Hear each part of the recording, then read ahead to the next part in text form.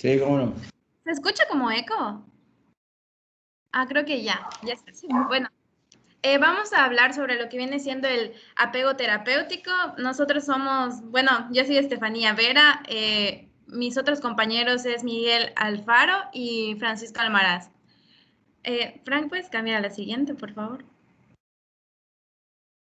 Bueno, primero que nada, vamos a dar diferentes definiciones de lo que es apego o adherencia terapéutica. Antes de concluir con la definición que da la OMS, igual tenemos otras definiciones y una que se da que es que el apego terapéutico es el cumplimiento en la toma de los medicamentos. Esto quiere decir que el paciente tome en la cantidad que el médico indica e igual en la forma. Y también que el paciente persista durante el tiempo, es decir, que tome el medicamento durante el tiempo que el médico le establece. Sin embargo, hay otra definición que dice que el apego terapéutico no es solo la toma de medicamentos, sino también es la conducta que el paciente tiene en relación con la toma de medicamentos. Es decir, que también tiene que seguir una dieta o tiene que modificar sus estilos de vida. Por lo tanto, tiene que coincidir todas estas características con lo que el personal médico indique. De igual manera, hay una tercera definición que involucra también el cumplimiento de la toma de medicamentos, los cambios en el estilo de vida, pero no solo eso, sino que el paciente igual tiene que asistir a sus citas programadas y tiene que participar en programas de salud. Entonces ya engloba todo lo que viene siendo apego terapéutico y no solo la toma de medicamentos. Y ya ahora les voy a decir lo que viene siendo la definición de la OMS, que está en la siguiente diapositiva. Ya la OMS ya integra toda esta definición, tanto la toma de medicamentos como el estilo de vida, y lo define como el grado en el que el comportamiento de una persona, es decir, tomar medicamentos, seguir con un régimen alimentario y ejecutar cambios del modo de vida, se corresponden con las recomendaciones acordadas de un prestador de asistencia sanitaria. Este prestador de asistencia sanitaria puede ser un médico, una enfermera, los diferentes que estén involucrados en lo que viene siendo el tratamiento de este paciente. Entonces, es importante recalcar que la adherencia no solo involucra la toma de medicamentos según lo que indique el médico, sino también el cumplimiento de otras recomendaciones. Como ya había mencionado, que asista a las citas, que tenga cambio de estilo de vida, entre otros. Siguiente, por favor. Y aquí les pongo algunos ejemplos de comportamientos terapéuticos en los que los pacientes cumplen con estos, ya sea buscar atención médica, que el paciente consiga el medicamento que le indicó el médico, tomar el medicamento en forma adecuada, es decir, en cuanto a la dosis, en cuanto a la hora, que cumpla con las consultas de seguimiento y que de igual forma modifique lo que viene siendo su estilo de vida. Puede ser en higiene personal, si tiene alguna enfermedad como asma o diabetes, que se cuide en cuanto al estilo de vida que requiere tener, comportamientos sexuales riesgosos, el régimen alimentario inadecuado y la actividad física escasa. Es decir, que el paciente tiene que integrar todos estos aspectos que involucran la salud y llevarlos a cabo. Siguiente, por favor. Entonces, las conclusiones respecto a lo que viene siendo la definición de apego terapéutico nos indica que es una asociación entre el médico y los pacientes. Tienen que estar integrados porque si el paciente no está de acuerdo con que eso es lo correcto para él, el paciente no va a seguir el tratamiento. Entonces, es importante que tanto el médico como el paciente vayan de la mano en el tratamiento. También los tratamientos efectivos te dice que se exploran medios terapéuticos alternativos. Se trata de la adherencia terapéutica y se planifica el seguimiento. Entonces, el tratamiento tiene que ser bien planificado para que el paciente pueda seguirlo. Y hay que recalcar que la adherencia al tratamiento no es lo mismo que el cumplimiento. ¿Por qué? Porque la adherencia requiere la conformidad del paciente respecto a las recomendaciones. Como mencioné hace un momento, que el paciente tiene que estar seguro de que eso es lo mejor para él que él pueda seguir con el tratamiento. los pacientes deben ser socios activos con los profesionales de salud, es decir, que vayan de la mano con el médico para que así puedan cumplir con todo lo establecido. Y la adherencia terapéutica, hay que recordar siempre que no solo involucra los comportamientos relacionados a los medicamentos, sino va más allá de eso. Siguiente, por favor. Y bueno, ya que sabemos qué es el apego terapéutico y todo lo que involucra, tenemos que conocer lo que vienen siendo los mecanismos para identificar el grado de apego terapéutico. Y estos mecanismos se dividen en dos, directos e indirectos.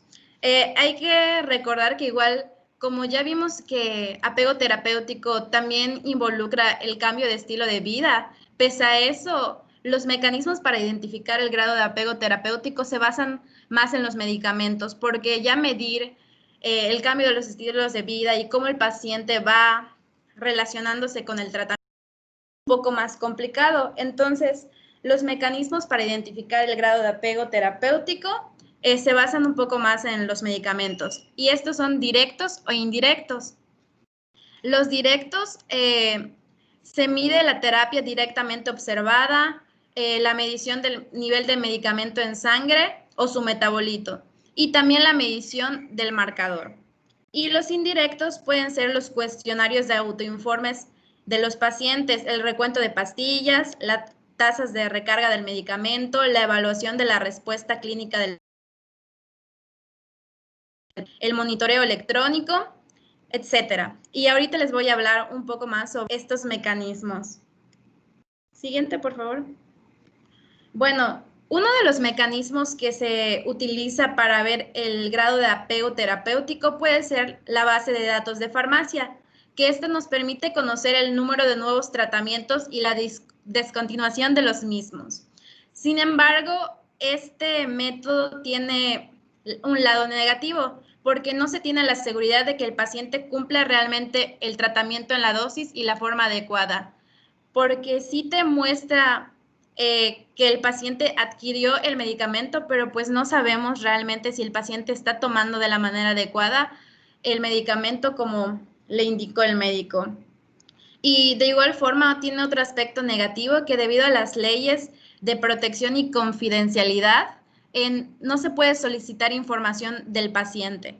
Entonces aquí les puse una imagen como que para que sepamos un poquito sobre la base de datos de farmacia, y pues esta nos tiene información sobre el vendedor, sobre la farmacia, sobre el proveedor, sobre el cliente, el producto y el orden del pedido. Y pues aquí podemos ver que bien podemos saber que el paciente adquirió el medicamento, pero no podemos saber si la tomó de la manera adecuada. Siguiente, por favor.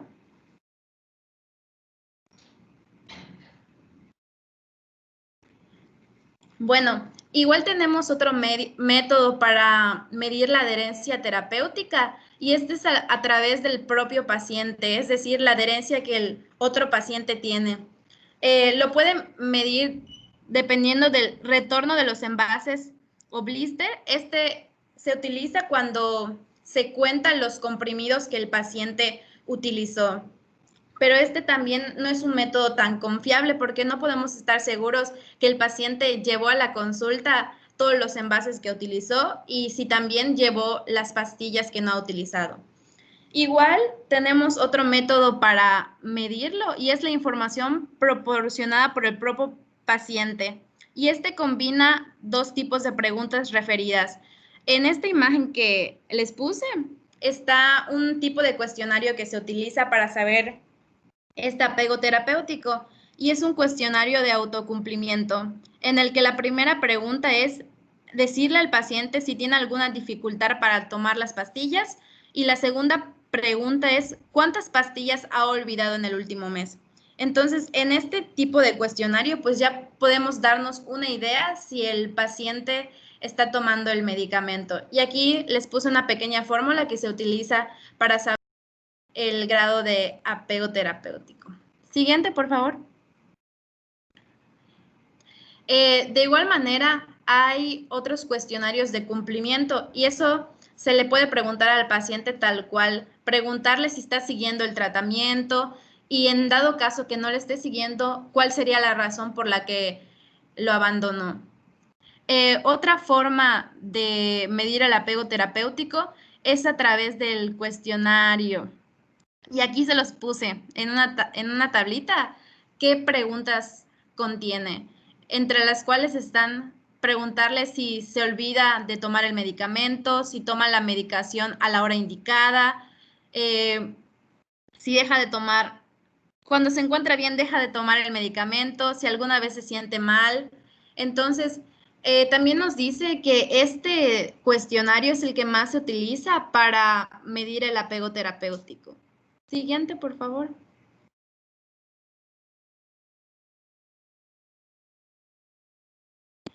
De igual forma, existen métodos electrónicos que nos van a permitir saber si el paciente está tomando los medicamentos de la manera adecuada. Estos dispositivos electrónicos permiten conocer más datos sobre cuándo y a qué hora el paciente adquiere la medicación. Sin embargo, no dice si el paciente ingiere correctamente la medicación.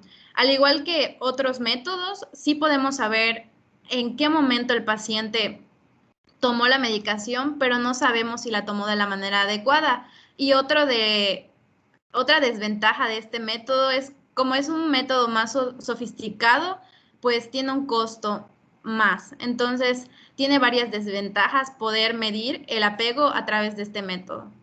Siguiente, por favor.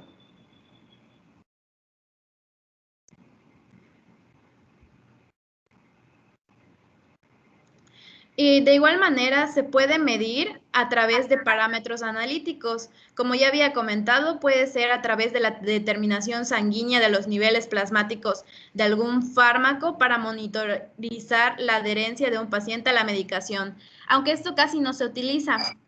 Sin embargo, también podemos ver algunos ejemplos de comparar ciertos medicamentos con lo que deberían de hacer. Entonces, ejemplo que puse aquí es como por ejemplo el acenocumarol y el tiempo de protrombina. Entonces podemos medir si está tomando el medicamento o no.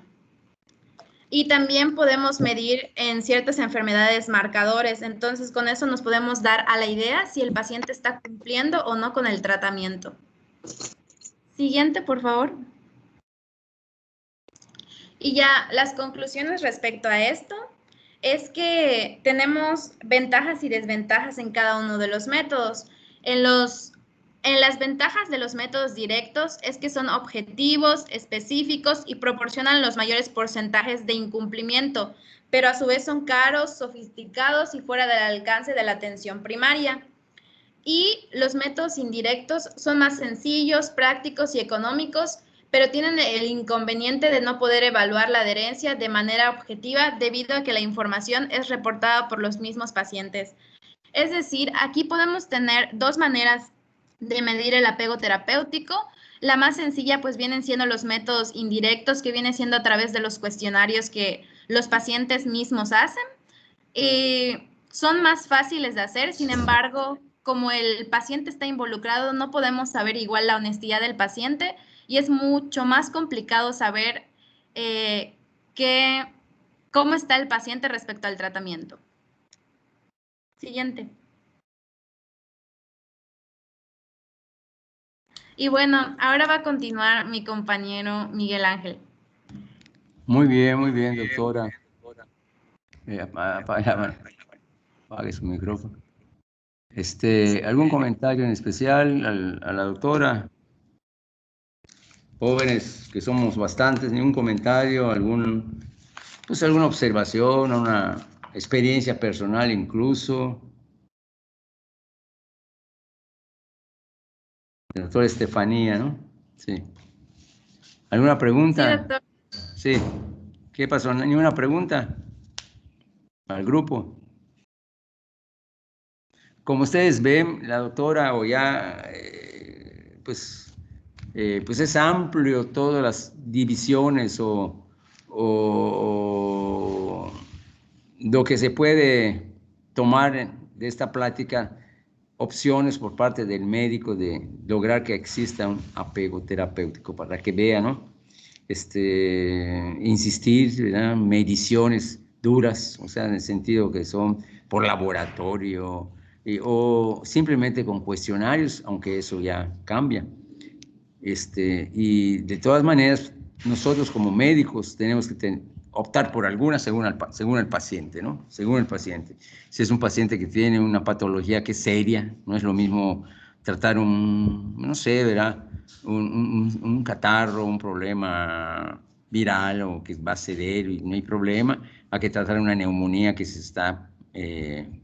lo está condicionando y que puede llevar situaciones caóticas. Entonces ahí tenemos que ser incisivos, ¿verdad? Insistentes en el tipo de apego terapéutico. Por eso siempre hay que ver que el paciente, pues sea un convenio prácticamente, lo pongamos, porque lo que nos interesa es la salud, porque cuando el paciente venga es lo que nos va a refutar que por qué no va bien, ¿verdad? Entonces mejor tener todo preparado y ver que tengamos que demostrarle que usted sigue o no sigue un apego terapéutico. ¿Algún otro comentario? Milton, ¿qué pasó? Milton, Emanuel, ¿todo bien? Sí, doctor, tengo problemas ¿Otra vez? con el internet.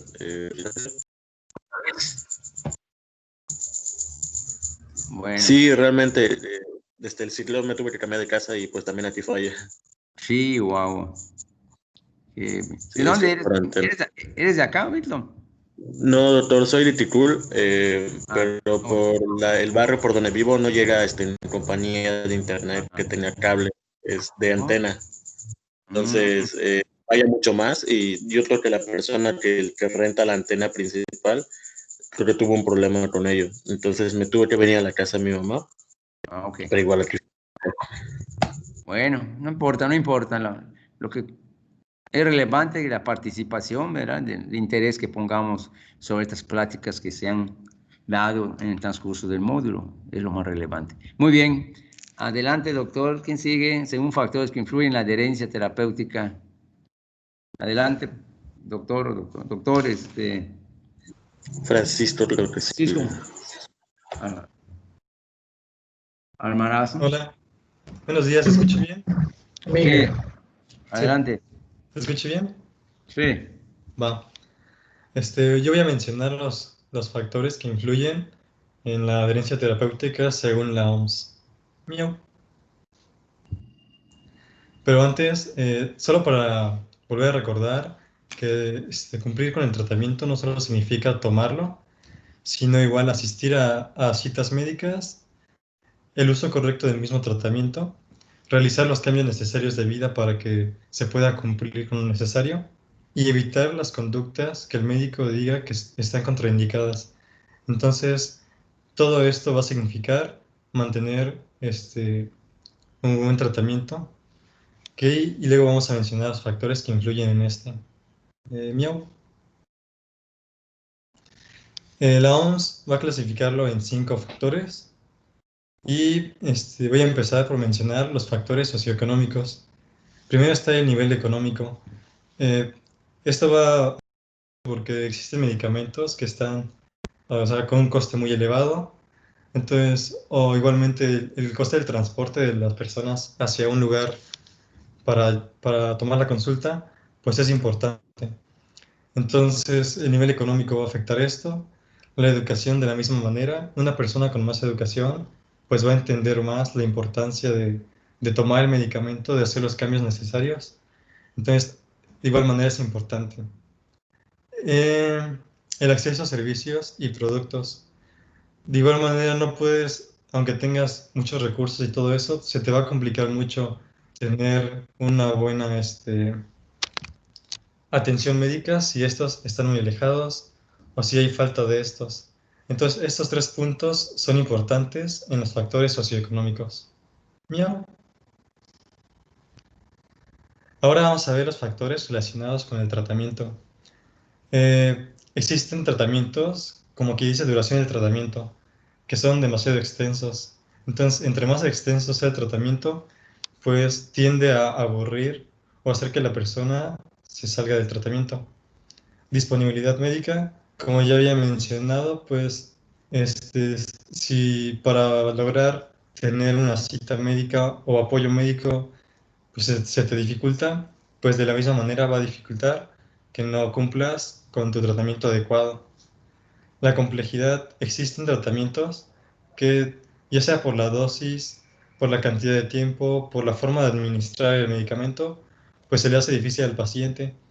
Y esto mismo va a provocar que a la larga, pues el paciente se frustre de no poder cumplir con lo necesario y bajará la calidad de tratamiento terapéutico hacia la persona. Tenemos igual efectos adversos. Existen tratamientos que tienen efectos adversos que pueden ser muy molestos.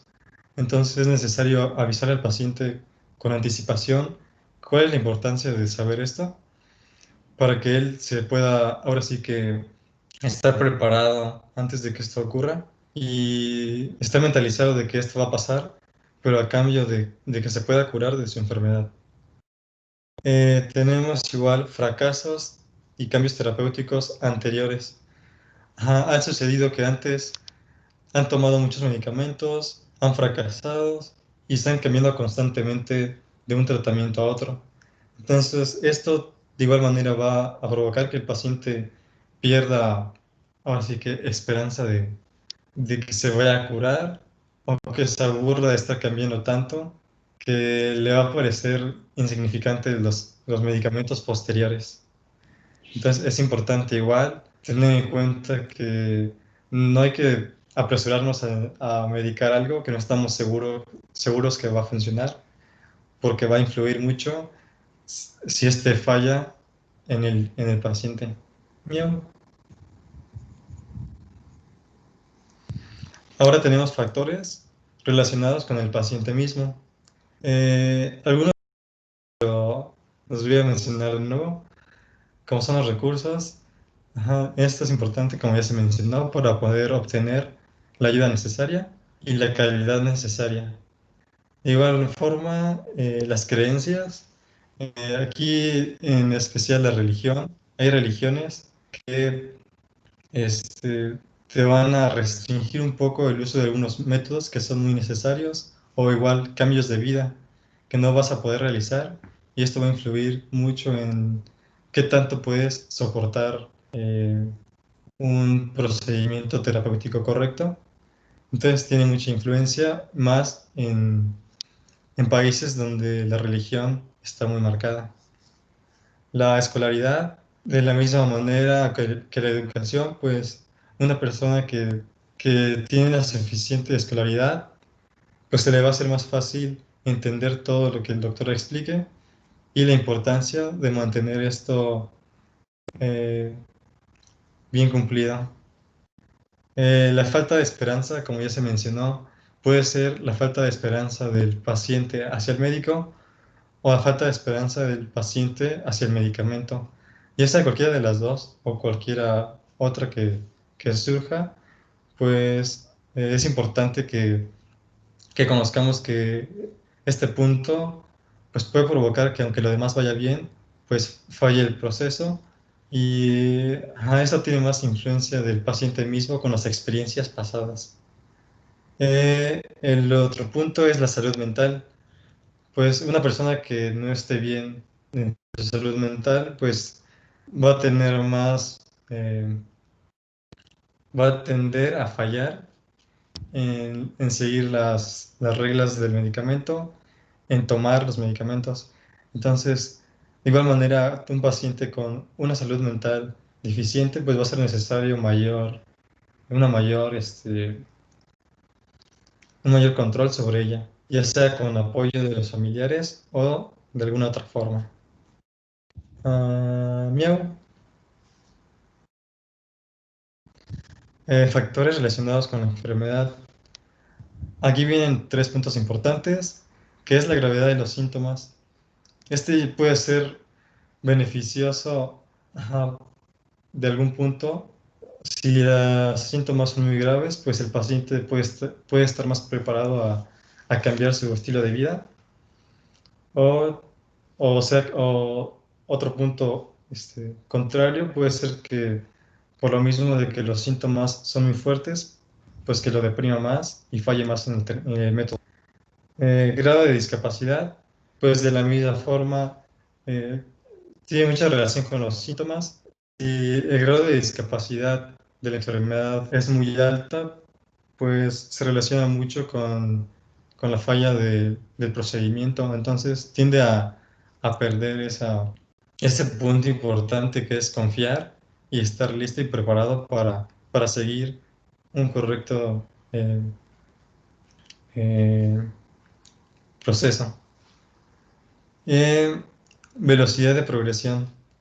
En esta parte, pues, si un paciente ve que su progresión pues, es muy lenta, pues por lo general se aburren y tienden a buscar soluciones alternas que pueden modificar su estilo de vida, pero afectando la terapéutica. Entonces es importante, de igual forma, ver esto de qué tanto tardado da el medicamento, qué tanto es para que surjan los efectos beneficiosos y explicar de la misma forma la importancia de esto. Miau. Por último, los factores relacionados con el sistema o el equipo de asistencia sanitaria. Vamos a tener 3 puntos. Una infraestructura inadecuada. Si el paciente ve que al lugar donde acude pues, no tiene la calidad necesaria, pues obviamente no se le va a hacer, no se va a motivar y no va a pensar que va a funcionar, por lo mismo de que de donde sale eh, este proceso que se le aplicó, pues va a ser, o sea, no va a estar inspirado. Entonces es importante igual tener una infraestructura adecuada en los sistemas de asistencia médica. La falta de recursos. Se ha visto que falta de recursos como por ejemplo los medicamentos, pues que va a provocar que el paciente vaya y busque otros, cambie algunos que pueden resultar significativos al final de buscar un resultado ideal. Entonces es importante que el paciente pueda tener acceso a todos los medicamentos y terapias necesarias para lograr su recuperación. Y calidad del personal. De igual forma que necesitamos tener los recursos necesarios, el personal debe de ser de alta calidad, tener la capacitación o sea, necesaria para que el paciente se sienta cómodo y que sienta que con la ayuda de él pues, pueda alcanzar recuperarse de su enfermedad. Miau. Ahora sigue mi compañero Frank. Ok, doctor Miguel. ¿Es Miguel? Sí. Ok, muy bien, Miguel, muy buena plática. ¿Algún comentario para el doctor Miguel, jóvenes? Miguel, yo quiero decirte que de verdad ha sido la mejor presentación que he visto en toda mi vida. Muchas gracias por esta presentación. Ah, ok. Gracias, Diana. Ándale. ¿Algún otro comentario? Doctores, ningún comentario, somos casi 50 alumnos. Yo quisiera decir algo. Sí, doctora Paula. Me gustó mucho el miau. Es lo que decía el doctor, espero que no lo vaya a reflejar como a los pacientes como los miau miau, los gatitos, sino ya estamos, pero bueno, es una forma tierna y el comportamiento de cada uno, los animales así, si fuesen tan dóciles, pues sería bien con ese apego terapéutico, ¿no? Pero los humanos somos muy volubles en muchas cosas. Muy bien, doctor Miguel, Ángel, ¿algún otro comentario, verdad? Todo eso que se acaba de platicar. Si no, seguimos con el siguiente ponente. Adelante. Ok, buenos días. Ahora yo voy a terminar con lo que vienen siendo las estrategias para mejorar la adherencia terapéutica. Para empezar, se tienen varios puntos claros a la hora de presentar estas estrategias. El punto principal es que se debe hacer una estrategia que debe ser personalizada y con múltiples facetas, porque esto se ha demostrado que es más eficaz. ya que se han observado que hay más de 100 factores asociados al incumplimiento de los tratamientos. Estas estrategias deben adaptarse a cada paciente. Lo que deben ser las intervenciones deben atacar ciertas barreras. Por ejemplo, lo que es la alfabetización sobre la salud, los cambios conductuales necesarios y las barreras administrativas relacionadas con el acceso y la fragmentación del sistema de salud. Para empezar con la alfabetización de la salud, se refiere a lo que es la habilidad para leer, entender y utilizar la información. Los pacientes no están acostumbrados, la mayoría no están acostumbrados a lo que vienen siendo términos o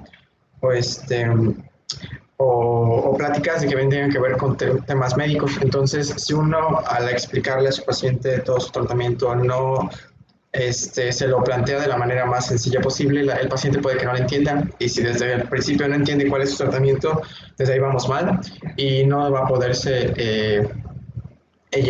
no va a poderse llegar a un tratamiento adecuado. Se debe de evaluar el paciente cuáles son sus capacidades, hasta qué punto tiene conocimientos a la hora de presentarle esto para poder adecuarlo a él. También algo muy útil es que se incluya a su cónyuge o a algún familiar a la hora de explicarle esto, para que la otra persona sea un apoyo o un recordatorio o algo para que este tratamiento se cumpla. De hecho, creo que se ha visto que, por ejemplo, tengo entendido que los pacientes diabéticos ya de tercera edad son pacientes muy conflictivos porque no quieren tomar sus medicamentos, no quieren cambiar sus estilos de vida. Entonces es muy útil cuando, por ejemplo, entra a la consulta con su esposa, por ejemplo, y la esposa, como ella se preocupa por su salud, ella lo está ahí presionando para que cumpla con el tratamiento y ese cambio de estilo de vida. También es importante que a la hora de explicarle al paciente se le presente primero la información importante, porque esa es la más fácil de entender y la que el paciente va a poner más atención. Ya los detalles después pueden irse comentando, pero lo más importante es al principio, cuando se tiene la atención del paciente al máximo. También tenemos que los pacientes necesitan habilidades conductuales que les permitan adaptar o integrar la toma de decisiones. Tenemos que un paciente puede optar por la autoevaluación, que es tener un diario, un registro, envases con calendarios que vienen siendo sus pastilleros, recordatorios electrónicos, alertas, cualquier tipo de registro que tenga el paciente para que él pueda ir viendo su progreso y eso lo mantenga fresco el recordatorio de que debe de cumplir con con las medidas. También el refuerzo positivo, lo que viene siendo incentivos y recompensas, es muy sencillo y lo vemos desde que son pequeños a los niños, que se les dice que deben de hacer sus tareas.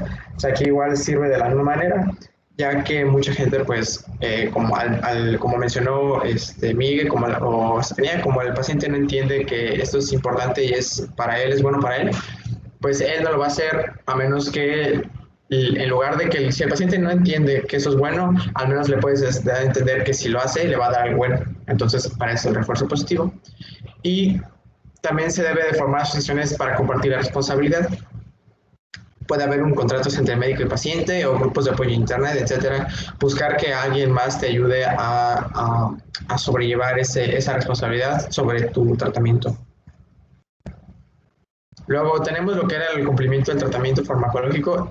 Lo que tenemos es que es una responsabilidad y un objetivo compartido por todos los miembros del grupo de salud, que nos dice que esto no solo involucra al paciente, también involucra a todo el personal médico que lo llegue a atender. Y esto pues se debe acordar las prioridades y las finalidades de la selección de los medicamentos y de acuerdo con la administración y las conductas de la toma de medicamentos. Se debe de poner de nuestra parte para que el paciente lo tenga lo más fácil posible, que vienen siendo qué medicamentos va a tomar, cuántos va a tomar, en qué horas va a tomar. Se precisa de comunicación y flujo de información entre pacientes, médicos y las instituciones para mejorar el cumplimiento. Por ejemplo, si en el IMSS, por ejemplo, el paciente le restan un medicamento y tiene que pasar luego a la farmacia a que se lo den, si alguno de estos tres factores falla, paciente o institución, que viene siendo en este caso la farmacia o el médico, pues no va a haber esta facilidad a la hora de cumplir el medicamento y que el paciente lo tenga presente. Y como tercer punto es lo que es la participación local. Tanto pacientes como médicos se benefician del análisis de rendimiento respecto a los objetivos planteados. Debe de establecerse al paciente a la hora de planteárselo algún tipo de objetivo. Bueno, queremos hacer que tu presión baje, queremos que tu azúcar llegue a tanto. Entonces, debe haber un análisis de esos objetivos y de cómo se va a llegar a ellos. También está visto que el cumplimiento es mayor 5 días antes y 5 días después de una visita al médico y en general va disminuyendo a los 30 días. Entonces, ¿qué significa? Que, por ejemplo, una persona que tiene una enfermedad crónica y que tenga que ir a sus revisiones o chequeos mensuales, deba de tener su tratamiento se adapte a eso. Por ejemplo, que los días en los que va a tomar el medicamento o tenga que hacer algo coincidan con que ya se acerca su cita. Entonces, eso hace que el paciente recuerde y lo tenga presente y lo empiece a hacer para que como que quedar bien, ¿no? Pero que sean visitas al médico pues mínimo una vez al mes para que no se vaya disminuyendo con ese plazo de tiempo que tenemos ahí. También tenemos que una comunicación abierta y continua con el médico es una buena opción. También, por ejemplo, que el médico te pase su WhatsApp y que el paciente cada vez que tenga alguna duda o algo y el médico pues, le responda cuando pueda para mantenerlo al tanto, porque después de un mes ya luego ni se acuerdan del doctor que los atendió. Entonces, esto es importante. Y esas eran medidas a nivel personal, pero también existen estrategias a nivel nacional que se están planteando. No se sabe qué tan efectivas son, pero son ideas. Se comenta que los copagos para las terapias, o sea, se deben de reducir, ya que los medicamentos de por sí son caros. Entonces, si se disminuye el costo de los medicamentos, podría mejorar, porque se ha visto que cuando se recetan medicamentos genéricos que son más baratos, el cumplimiento es más fácil, ya que no siempre se contempla el estatus socioeconómico de la persona. Y pues las recompensas monetarias, así como en algunos países se recompensan a los médicos cuando logran que algún paciente deje de fumar o cambie sus hábitos alimenticios, también se ha visto la opción de recompensar monetariamente a los pacientes que se ve que no tienen, a lo mejor, se ve que no quieren cumplir con su tratamiento, pues sería como que la última opción, ¿no? Decirles, es que pues, te vamos a dar una recompensa monetaria si cumples con tu tratamiento. Sin embargo, pues no sería muy rentable a lo mejor en situaciones como en el IMSS, por ejemplo, porque es demasiada gente, entonces, pero es una opción que se está planteando. Y bueno, esas serían todas las estrategias. Muy bien. Muy bien, ¿algún comentario para el doctor Almaraz, a Juan José Francisco? Bueno. No, doctor, nada. Lograr todo esto es algo utópico, hasta si lo podemos tomar en cuenta. O sea, algo que a la larga es lo que queremos, llegar a esa utopía. No olvidar que son 3 rubros en la cual se generan muchos aspectos en cada rubro. El aspecto biológico, ¿verdad? En la que se ha platicado en sí, lo que es la biología. Estamos hablando del aspecto de salud, de la patología, del problema, que ya lo mencionamos, un aspecto amplio y desmembrándola, por decir así, ¿no? El aspecto biológico, lo que trae el paciente, la problemática de salud, ¿verdad? Es relevante. El aspecto psíquico, o sea, el comportamiento del paciente. El aspecto biológico y lo psíquico podemos continuar, ¿verdad? Porque es un paciente que tiene tales características desde su educación, ¿verdad? Desde el comportamiento, educación propia, su autovaloración que es, ¿verdad? Todo es importante. Y el aspecto social que lo rodea, ¿sí? Lo económico en sí, ¿verdad? Tiene el aspecto económico en la que pueda responder el aspecto biológico. Desafortunadamente no contamos, aquí nuestra población dista mucho de tener esos factores reconocidos. Una educación médica no hay, ¿verdad? Por parte del paciente, no hay una cultura médica, no hay. Y eso desde allí empezamos, hay que educar nuestra población de lo que es la salud. Lo que abate mucho a nuestro ímpetu de controlar todo eso como médicos es la pobreza social, ¿verdad? La marginación, la pobreza tal vez hasta del propio individuo, en la cual su autoestima cada día la estamos devalorando. Y todo eso es un hándicap para nosotros como médicos en el aspecto de la salud. Y si seguimos yendo sobre el aspecto social, pues todavía estamos más involucrados en problemas que lo están afectando. Entonces, eso es, como lo repetí, no es solo el médico que va a tratar estas condicionantes o van a mejorar estas condicionantes, sino es un equipo de salud, un equipo incluso que entre al administrativo, el aspecto político, el director del hospital, el director de una clínica que estamos trabajando. Todo eso se involucra. Y el médico, como es el que está enfrentando la situación de salud, pues es el que tiene que ver todo eso, porque está dando la cara de toda esa situación. Entonces tiene que ver en qué apoyarse, ¿verdad?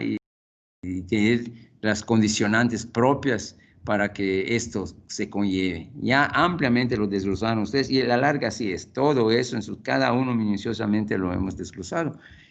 Pero lo que lleva todo eso es tener ese balance, que es lo utópico, lo biológico, lo psíquico, lo social.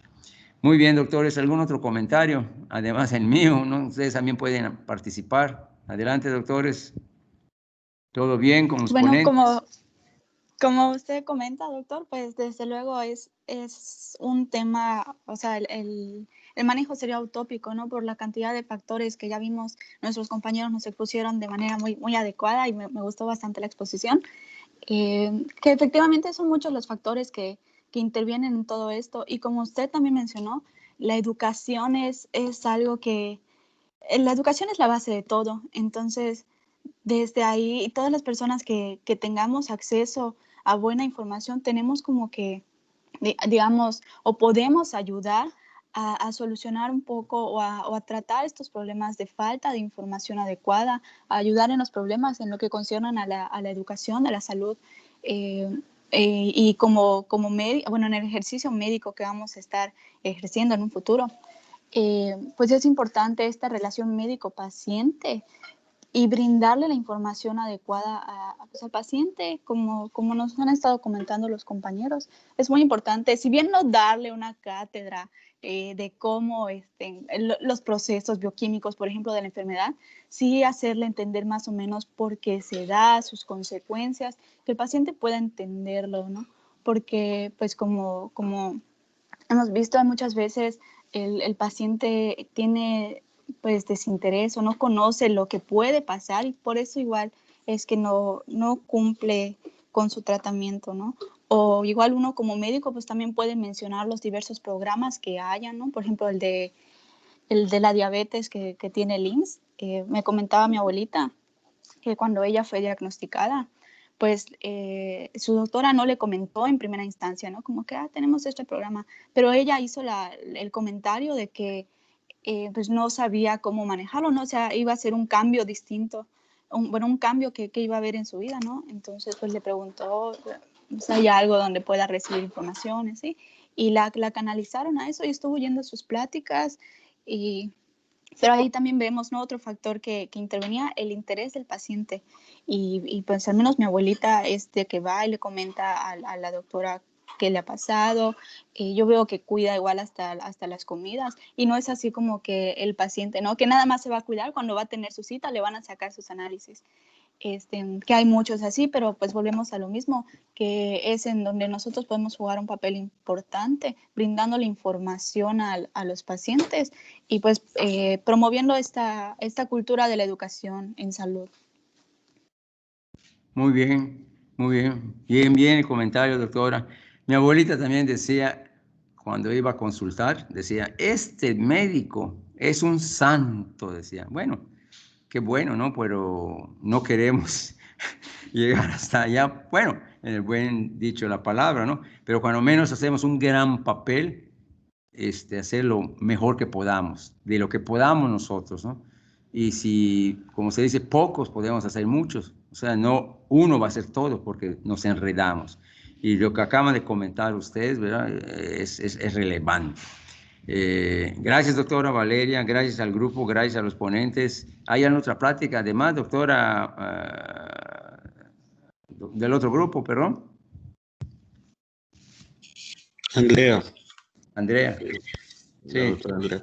La doctora Andrea. Sí, debes poner el equipo número 8 bueno, el tema número 8, a cargo del C.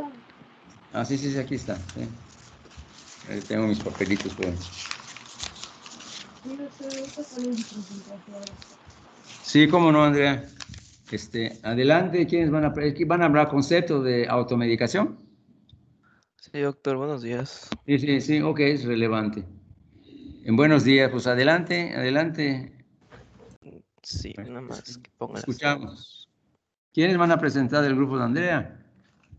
Somos el equipo, creo que 7. Braulio Balam, Jorge Moguel, José Paul y Carlo André. Ajá. Bueno, buenos días. Ajá, déjala ya un ratitito, nada más para que copie. Déjala ya un ratitito. No es automedicación, son las normas éticas. Bueno, buenos días, sí, déjalo compañeros. déjalo un ratito nada más para que copie los ponentes. Sí, es tan amable, doctor.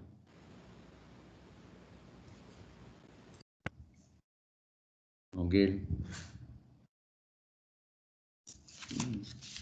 Creo que es el otro. No, también.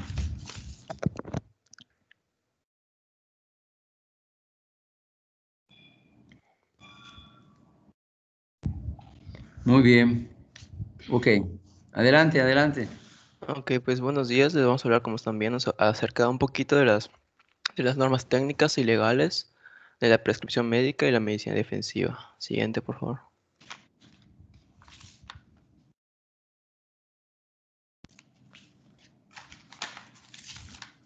Miau. No.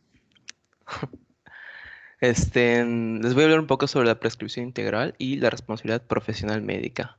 Para empezar, la definición tal cual de prescripción se define como la acción de administrar medicamentos, realizar procedimientos médicos o actos quirúrgicos de acuerdo con las normas, reglas, estrategias, criterios y lineamientos que hagan coherente. Esta es la palabra precisa, la palabra indicada, coherente, para la solución correcta de los problemas del paciente.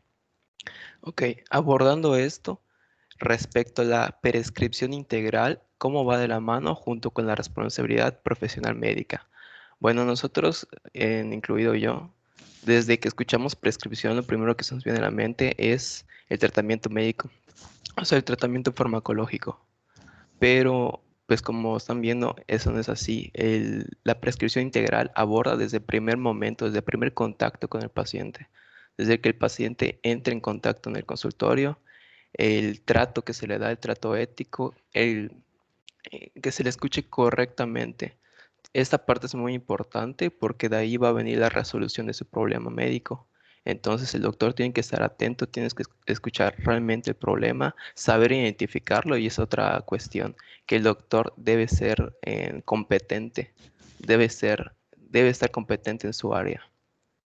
Identificar el problema, hacer un tratamiento farmacológico correcto y no solo hacer el tratamiento farmacológico, sino saber explicárselo al paciente, que el paciente entienda todos los pasos, todos los procedimientos, las horas de toma de los medicamentos, porque un problema muy grave que siempre ocurre es la falta de apego al tratamiento farmacológico. Entonces de nada sirve que el doctor le explique muy bien, le dé todo el tratamiento si el paciente no se va a atender a esto. Y después de esto, si es necesario, pues algún procedimiento médico. Vamos a poner un poquito de ejemplo en contexto. Supongamos que estamos en un área rural, que estamos en una unidad rural. Entonces viene un paciente y se le hace el primer contacto, se le hace la historia clínica y tiene una fractura, entonces hay que poner una escayola y todo el procedimiento. Si el doctor no, no le explica correctamente todos los pasos y todo el procedimiento al paciente, si no se da a entender y tampoco si no es empático, el paciente en primer lugar a lo mejor ni siquiera va a querer regresar a consulta, no se va a atender a las indicaciones porque no va a haber confianza médico-paciente. Y al no atenderse a las indicaciones, si un ejemplo, si el tiempo de escayola era 4 o 6 semanas, a lo mejor el paciente le da igual esto, va a hacer movimientos que no debía hacer, o a lo mejor maltrata la herida, a lo mejor hasta se baña, no sé, no sabemos. Y por eso es muy importante este punto. En cuanto a, o sea, dentro de esto cabe lo de la no iatrogenia. Y otro ejemplo que creo que queda conciso en esto es las farmacias, las farmacéuticas tipo la farmacia Simi, las farmacias que no cobran la consulta. No están cobrando la consulta, pero esto lo están cobrando en el tratamiento médico. Entonces, realmente aquí sí se está dando un trato ético y profesional por parte del médico, porque el médico le está prescribiendo medicamentos que realmente ni siquiera necesita, o medicamentos que ni siquiera están acorde a su enfermedad. Entonces, el médico en este aspecto ni siquiera es ético. Es muy fácil que se lave las manos en el aspecto de que el problema es que la gran mayoría son médicos que pues no pudieron pasar especialidad y se encuentran trabajando de médicos generales en las farmacéuticas, pues en lo que estudian y se preparan y todo. Entonces ellos en parte se pueden lavar las manos diciendo, pues yo estoy trabajando acá y esos son los lineamientos de la farmacéutica. Tengo que cumplir una cuota semanal y tengo que cumplir una cuota de medicamentos en cada receta. Pero esto, en la parte que les dije coherente, esto no es coherente con la solución precisa del problema del paciente. ¿Qué tal si el problema o la enfermedad, lo que sea del paciente, se puede resolver con uno de los medicamentos, una mejor forma, sin alargarlo y sin afectar pues, la economía del paciente? Entonces, esta parte no está respetada y no se valida. Entonces, en ese sentido, no hay profesionalidad médica, no hay integridad. Y bueno, la responsabilidad médica lo va a comentar ahorita mi compañero en la siguiente diapositiva. Siguiente, por favor.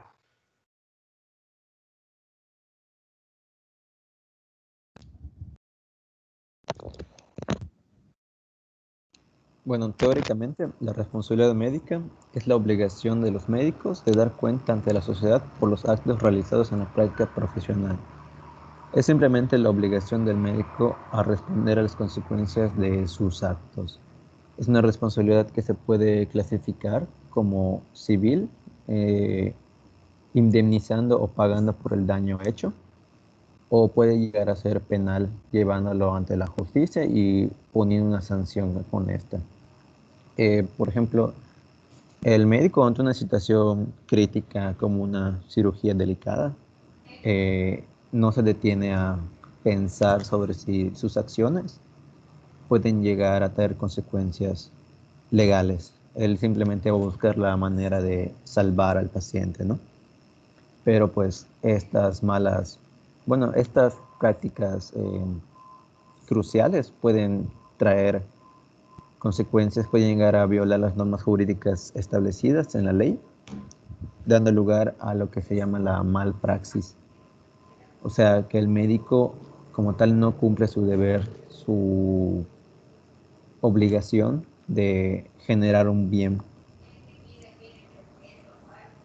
Entonces, con esto se tiene que dar cuenta ante la justicia con los actos realizados y sufrir las consecuencias. Puede ser un mal diagnóstico, un mal tratamiento, una mala cirugía, un uso malo de herramientas o de objetos, como aparatos, instrumental, pinzas o incluso la mala prescripción de medicamentos. Lo que lleva igual al principio de autonomía, que alude al derecho del paciente de decidir sobre sí mismo, sobre los actos que se practicarán en su propio cuerpo. Puede ser cuando se necesiten hacer, un ejemplo, en dos procesos en una misma cirugía, pero el paciente no quiere que se le haga uno de estos procesos y el doctor aún así hace los dos. O sea, es indebido, pero el médico sabe que el paciente necesita este procedimiento. Lo hace sin decírselo, pero mientras que el paciente ya dijo que no quería hacerlo. Entonces ahí, si el paciente ya puede proceder legalmente. Y de hecho a esto viene lo del rechazo del tratamiento que ahora van a explicar.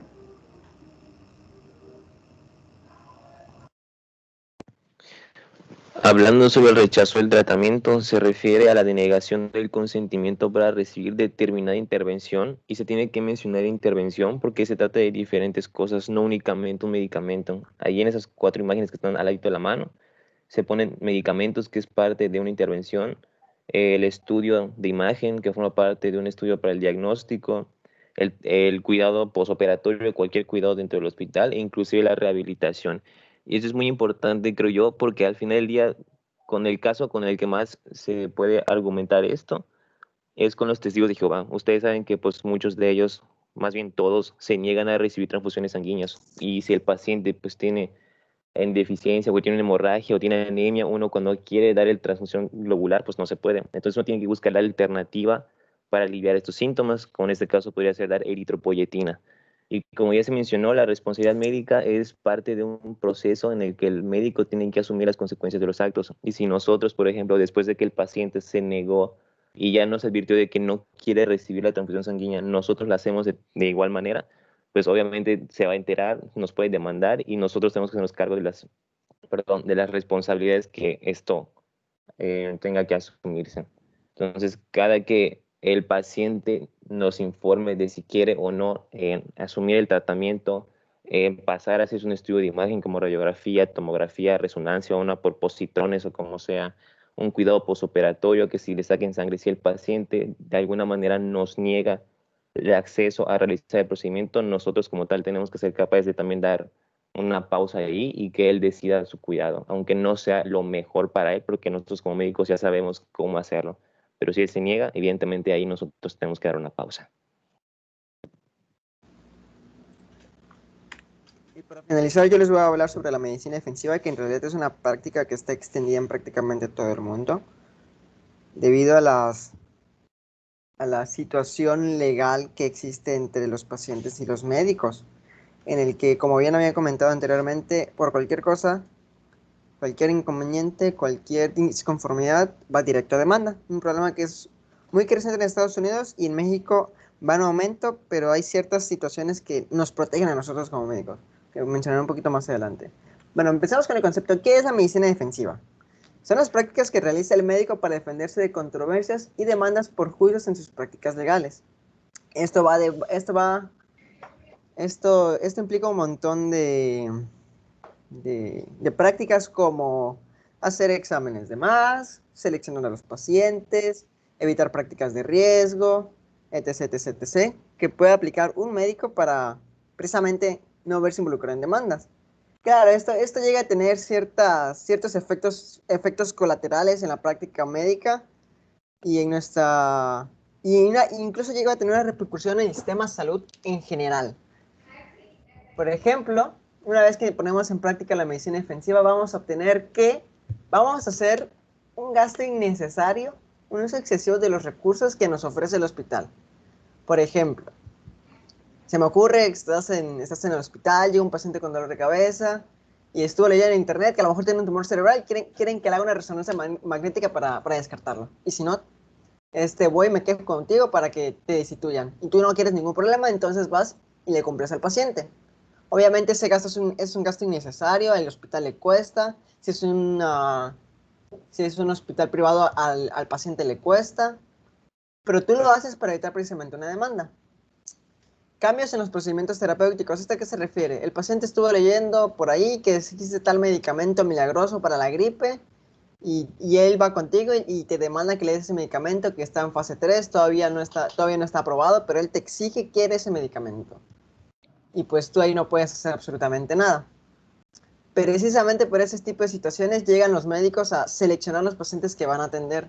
No quieren atender a este tipo de pacientes porque son de un grupo de riesgo para demandas y sí porque son más seguros para mi práctica médica.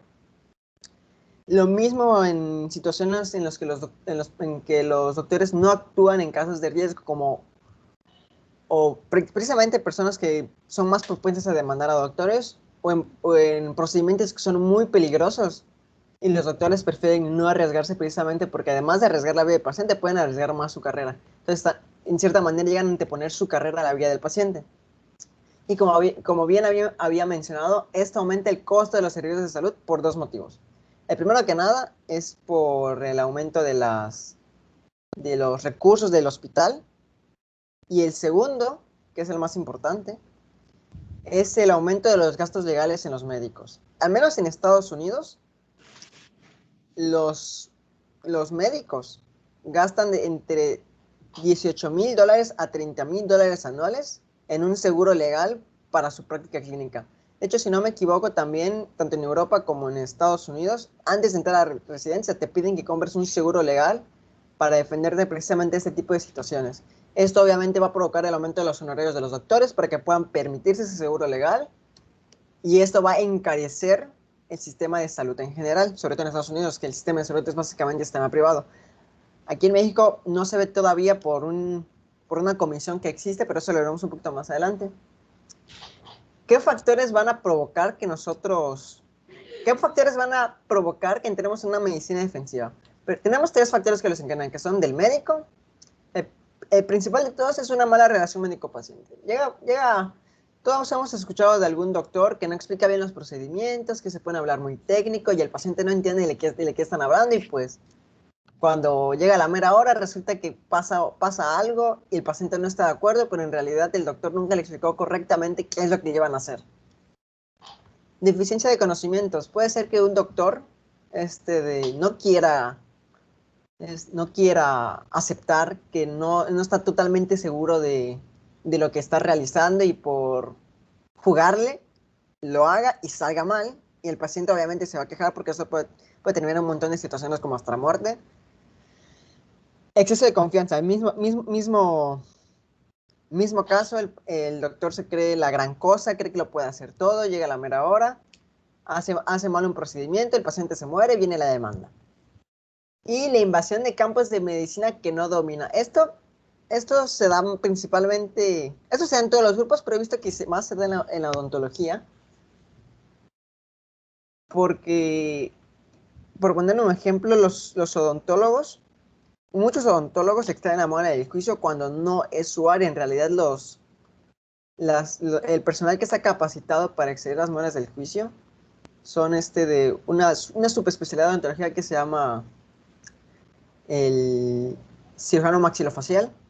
Pero muchos odontólogos generales, sin esa subespecialidad, hacen esa práctica y muchas veces termina mal. Los pacientes quedan inconformes, vienen las demandas, vienen las quejas. Y en unas estadísticas que vamos a ver más adelante, las principales quejas son precisamente del área de odontología, por lo mismo. Estas son las del médico. Hay factores del paciente, mejor información médica. Esto en realidad puede parecer bueno, pero pues una información que no es bien utilizada no es una buena información. El paciente, incluso nosotros hemos hecho que nos sentimos mal y empezamos a checar nuestros síntomas y resulta que nos vamos a morir en 3 días. El paciente se asusta y va con el doctor y le pide que le den esto porque estuvo leyendo en internet que esto es lo mejor para lo que tiene, pero en realidad tú ni siquiera sabes todavía qué tiene porque no le has hecho bien el examen físico, los estudios químicos, pero el paciente según ya sabe todo. Más acceso a los medios de comunicación. Esto quiere decir más que nada que los pacientes son más conscientes de las situaciones negativas y positivas que hay en su entorno gracias a los medios de comunicación. Usualmente en las noticias se ven tal paciente mató a tantos pacientes, un doctor hizo mala praxis, y esos casos los pacientes son más conscientes de eso y pues le entran la sujeción de que no quieren que le pase. El mayor conocimiento de los derechos.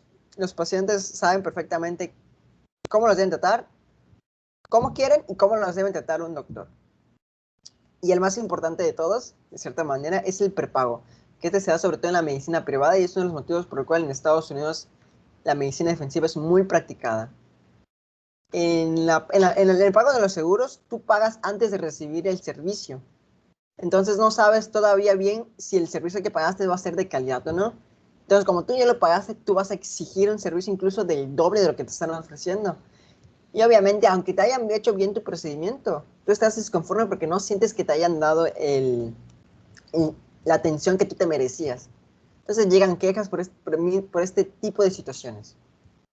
Y el último factor que les encadena son del entorno social. Las leyes son cada vez más estrictas en el entorno de la medicina, de tal manera que ya no se pueden hacer prácticas como lo hacían antes. Por ejemplo, me acuerdo que el doctor de primer año de disección nos decía que antiguamente los cuerpos iban pasando del ORAN al laboratorio de disección, Y en la actualidad eso ya no se puede porque hay todo un proceso, hay una regulación. Y eso de cierta manera es positivo para la sociedad, pero para los médicos hace que tengamos que ser más precavidos.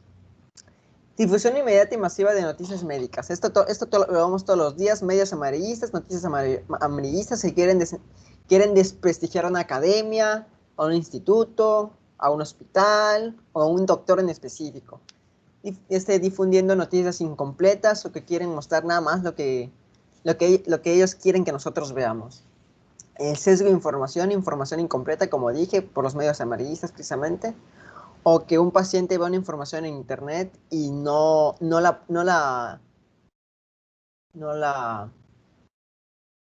entienda de completo. Y una demanda de atención médica oportuna, humanizada y de calidad. Que en realidad esto debería ser en todos los casos, pero sabemos que la realidad es diferente. Por ejemplo, veamos la sala de urgencias del Hospital Orán, siempre está lleno, siempre ha estado lleno y desde antes de la pandemia ya estaba lleno.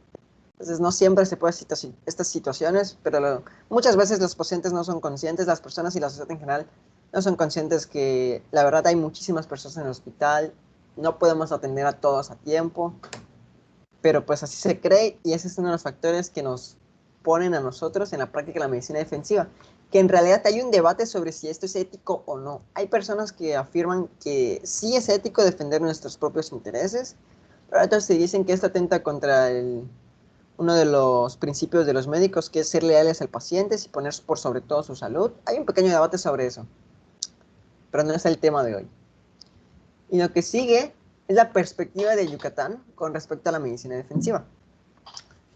Como tal, no encontré una información así, pero lo que sí encontré son estadísticas de las quejas que han habido en Yucatán en los últimos 10 años, pero me voy a enfocar sobre todo en el 2019.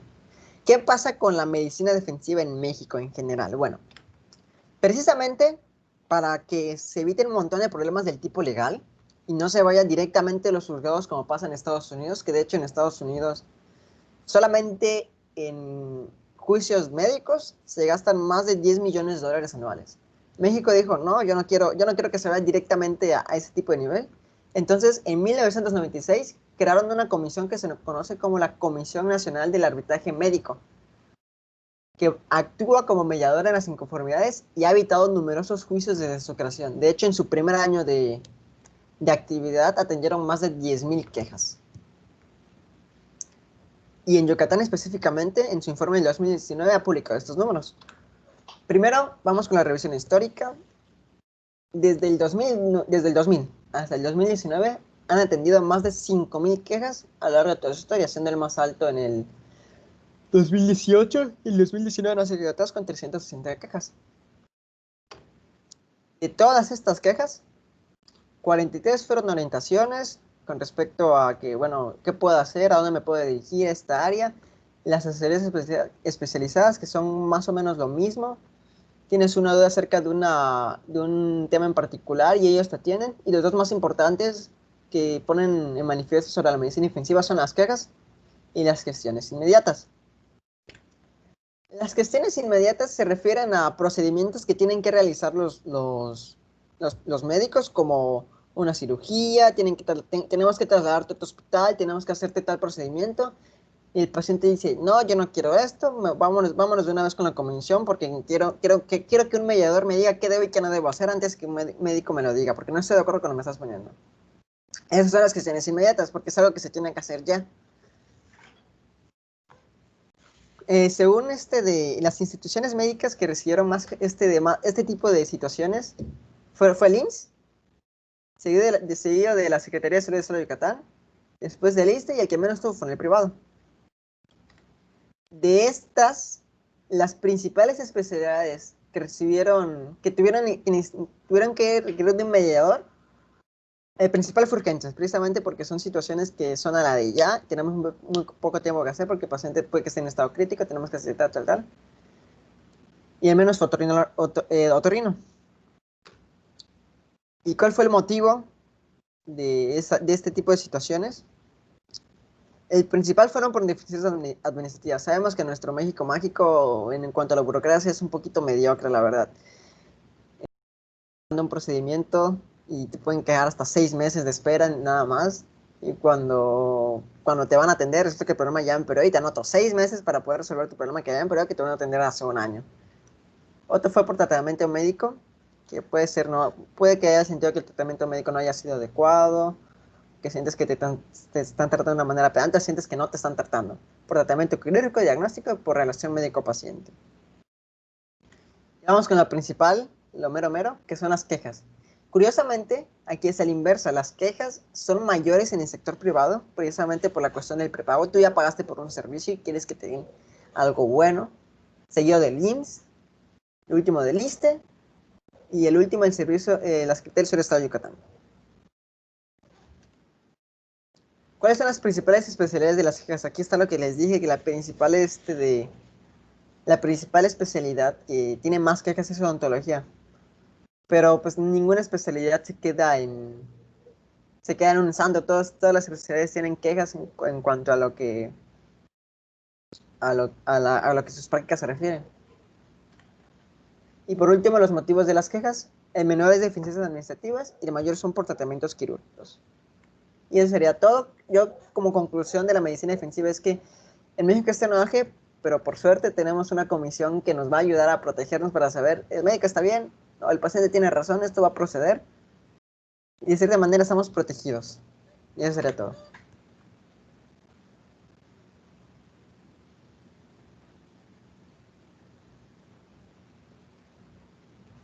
Muy bien, José, muy bien. Son nuevas casuísticas, en realidad pues son actualizadas y lo que tenemos es abordaje nacional que se puede inferir también en cualquiera de los estados. Es relevante todo esto y en realidad porque la medicina defensiva por parte del médico cada día es más, digamos, nos ponen contra la pared y tenemos que accionar sobre esto. Incluso solicitamos, digamos, una protección por parte de esta institución. Uno es un seguro sobre estas quejas, ¿verdad? Propio, a veces el instituto no lo da, el instituto, yo trabajé en el seguro, trabajé en el ISSSTE, ¿verdad? El instituto te ayuda en algunas situaciones, pero no te da ni una protección propia, ¿no? O sea, entonces tú tienes que asegurarte jurídicamente en una forma personal, ¿verdad? Privada. Tengo entendido que afortunadamente las quejas que se dan en este caso son la mayoría, bueno, de eso es el estudio que se han hecho, ¿verdad? Generalmente no llegan así completamente, ¿no? Afortunadamente no todas las quejas se reditúan positivamente para el paciente o los familiares, con base a que tenemos ese tipo de seguridad, sobre todo en esta Asociación para la Protección de Médicos. Es relevante y sobre todo, ¿qué puedo yo en mi experiencia? ¿Qué les podría decir? Ya me jubilé tanto del seguro como del ISSSTE. ¿Qué les podría decir? Yo creo que desde el principio debe haber un convencimiento de lo que vamos a ofrecerle al paciente, ¿verdad? Para su salud. Si no tenemos ese ofrecimiento que se llama una cultura médica de nosotros, o sea, que nosotros tengamos ese acervo cada día más constante de conocer lo que vamos a hacer, ¿verdad? Teniendo en consideración todo eso, tenemos esa situación de seguridad en lo que le vamos a hacer al paciente. O sea, aquí quiero decir que tenemos que estar leyendo, actualizando, y ya con base a eso proponemos al paciente. Eso sería, ese propósito que nosotros le hagamos al paciente, tenemos la seguridad, porque lo hemos leído, nuestra experiencia o lo hemos leído. Un documento importante que se rige, sobre todo en el sector salud, es el documento, es el expediente. Eso lo plasmamos, ¿verdad? Eso lo plasmamos, lo que trae el paciente, la nota de evolución, nota de ingreso, nota de egreso, seguimiento, es el expediente, que eso es lo que primero piden las autoridades cuando hay una demanda. Llámese de urgencia, de primera o de quejas, o lo que sea, es lo que primero que ven y revisan cuando hay una demanda hacia el médico, y no solo al médico, a todo lo que encierra al médico, enfermeras y a veces otros personajes, ¿no? Entonces, el documento importante para el cual puedes salvar al médico o dejarlo al aire, por decirlo así, es el documento, es el expediente. porque las autoridades leen lo que uno, y además lo firma uno, y lo firma, no lo firma el paciente, que eso sería lo bueno, porque pues aquí pongo esto, léalo usted y fírmelo. Bueno, lo firma el médico, pero cuando menos hay, por eso digo que es importante que cuando entre el familiar, cuando entre el paciente, que entre el familiar, y siempre nosotros tenemos el apoyo de una enfermera o de un asistente médico que está dando fe de lo que estamos haciendo, de una manera que participa como equipo de la salud del paciente. Entonces, eso uno. Y segundo, el otro aspecto, a nivel privado, pues eso no tienen documento y las quejas, que por lo visto es más allá, ¿verdad? Porque tienen ese prepago que han hecho y exigen por qué no lo dejan. Piensan de que por dejar 100,000 pesos, y eso se les va a quitar toda la problemática, y a veces no es cierto. Entonces ellos exigen, si le di tanta cantidad de dinero y usted me dijo que iba a dejar bien. Y cualquier rebicueto que encuentren los familiares o el mismo paciente sobre esa insatisfacción en la salud, viene la queja. Entonces, obvio, ¿no? En Estados Unidos, pues los médicos son los que buscan la forma como protegerse, porque cuesta. Ya lo vieron cuántos millones de pesos se gasta, de dólares se gasta con el aspecto de salud en los Estados Unidos. Nosotros no llegamos a eso porque, pues, en fin, nos va a costar también, o nos cuesta en forma importante. Y muy bien, doctores, pues yo creo que por parte, no sé si hay algún otro comentario. Y vuelvo a decir, la medicina privada y la medicina institucional, el objetivo es eso, común es la salud, obvio, pero a veces las líneas o las reglas de juego en la cual participa el paciente y el médico, a veces varían, ¿no? Lo más importante, en donde esté, es la ética, ¿no? Hablaba el doctor que de los médicos que trabajan en CIMI, por decir un ejemplo. No, yo no les pondría tanto cargarles la cruz, ¿verdad? Porque pues son médicos que, en primer lugar, son médicos generales que están avalados por una facultad. En este caso, ustedes van a estar avalados por la Facultad de Medicina. Y sea como sea, en donde ustedes vayan a participar o vayan a trabajar, ustedes tienen que tener esa ética profesional y abordar el caso según sus conocimientos. Yo creo que sí hay cierta preventa en ese tipo de manejos, pero no alejarse del todo de esa ética y ese profesionalismo que les debe embargar. ¿Sí? No trato también de disculparlos, pero tampoco puedo yo señalar a los que están mal. En realidad, si lo hacen profesionalmente y lo hacen éticamente, aunque tenga que recetar medicamentos dentro de la misma farmacia, pues si lo hacen de una forma correcta, pues vamos bien. Eso es entre comillas y entre su conciencia de ellos, ¿no? Pero muchos médicos estamos trabajando por situaciones de salud y eso no es, vamos a pensar, eso habría que hablar un poquito más del aspecto de las autoridades, de los políticos. Eso hacen de que ustedes, doctores, están en tercer año, ¿no? Y no sabemos cómo van a estar ustedes cuando terminemos. A lo mejor puede ser que estén con las mismas situaciones que estos médicos.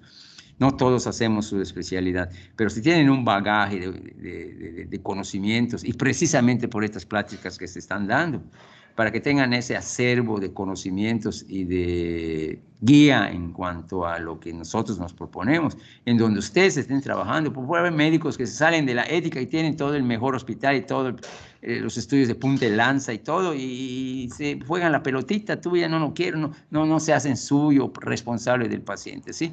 Y hay médicos que con lo poco, ustedes lo van a ver en el sector salud, por ejemplo, cuando vayan a hacer su servicio social, no es lo mismo trabajar en una clínica, en este caso en el seguro, en la cual ustedes empiezan a hacer sus prácticas, cuando les toque a ustedes hacer su servicio social, no cuenten con ese armamento o con todo ese apoyo, ¿verdad? Entonces tienen que adecuarse ustedes con lo que tienen, pero dentro del aspecto ético y profesional, ¿sí? Porque no se van a salir, porque no tengo un tomógrafo, ¿sabes qué? Segundo nivel y ver qué hace. Si ese apéndice se está complicando, ¿verdad? Pudieron haberlo detenido, cuando menos tratado de que el problema no se complique. Cuando ustedes piden ayuda a un segundo nivel, cuando menos ustedes hicieron algo por ese paciente y no tengo tomografía, o no tengo esto, o no tengo lo otro, y vámonos. Entonces ahí sí viene la demanda, ahí sí viene todo, sobre todo en su conciencia. ¿Lo hice bien o lo hice mal? Desde allá al principio, ¿mal o bien? Muy bien, doctores, ¿algún otro comentario?